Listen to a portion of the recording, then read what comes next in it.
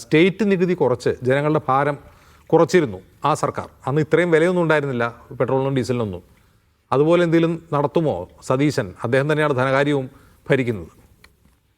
അല്ല, ഇന്ന് അദ്ദേഹം പറഞ്ഞല്ലോ അത്തരം കാര്യങ്ങൾ പരിഗണനയിലുണ്ട്.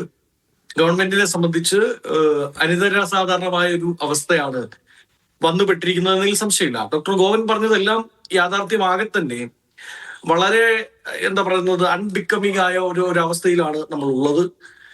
പക്ഷെ അത് ഒഴിവാക്കാൻ ഇന്ത്യക്ക് ഒരുപാട് കാര്യങ്ങൾ ചെയ്യാൻ സാധിക്കുമായിരുന്നു. കാരണം എന്റെ ഫ്രണ്ടാണ്, ഫാദർലാൻഡ് ആണ് എന്ന് ഇന്ത്യൻ പ്രധാനമന്ത്രി തന്നെ പറഞ്ഞ ഇസ്രയേലാണ് ഒരു പക്ഷത്ത് ഈ യുദ്ധത്തിന്റെ കാരണക്കാർ, ഒരു പക്ഷത്ത്.